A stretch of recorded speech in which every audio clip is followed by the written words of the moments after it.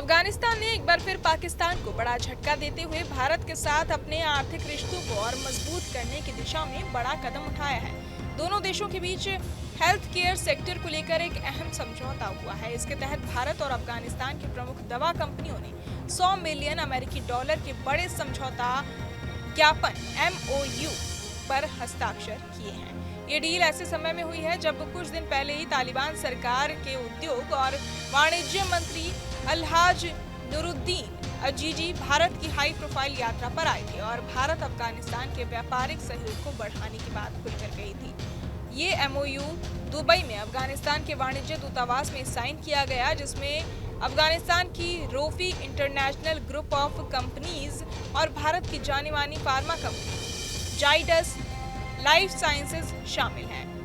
इस कार्यक्रम में अफगान राजदूत और कई वरिष्ठ अधिकारी मौजूद थे। इस समझौते को अफगानिस्तान के स्वास्थ्य ढांचे को मजबूत करने की दिशा में ऐतिहासिक और गेम चेंजर कदम बताया जा रहा है, क्योंकि भारत की तकनीक, दवाइयों और फार्मा एक्सपर्टीज से वहां के हेल्थ सेक्टर की गुणवत्ता में बड़ा सुधार होगा। अब सवाल है कि डील में क्या शामिल है। अफगान उद्योग और वाणिज्य मंत्रालय के अनुसार शुरुआत में जाइडस लाइफ साइंसेज अफगानिस्तान को दवाइयों का निर्यात करेगी।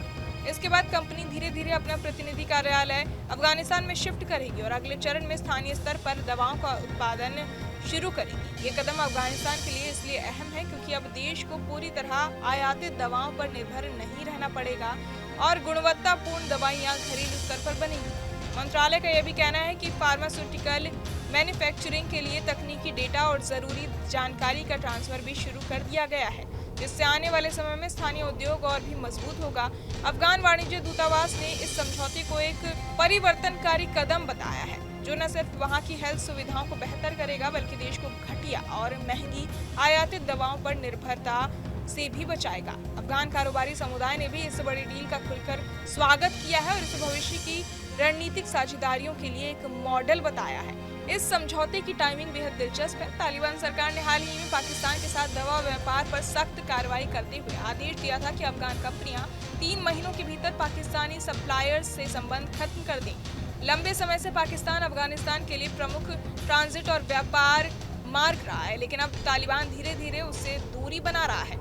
ऐसे में भारत अफगानिस्तान का ये नया समझौता साफ तौर पर पाकिस्तान के लिए एक बड़ा झटका माना जा रहा है, क्योंकि ये दिखाता है कि काबुल अब अपने विकल्प बदल रहा है और भारत जैसे स्थिर और भरोसेमंद साझेदार के साथ लंबे समय के रिश्ते बनाना चाहता है।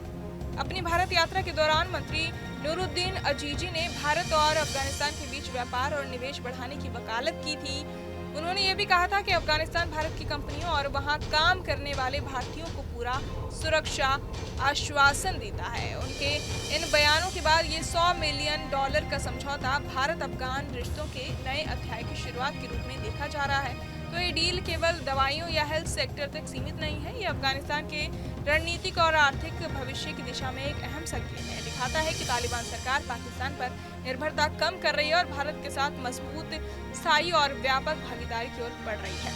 ये समझौता आने वाले सालों में अफगानिस्तान के स्वास्थ्य ढांचे को मजबूती देने के साथ साथ दक्षिण एशियाई भू राजनीति में नई हलचल भी पैदा करेगा।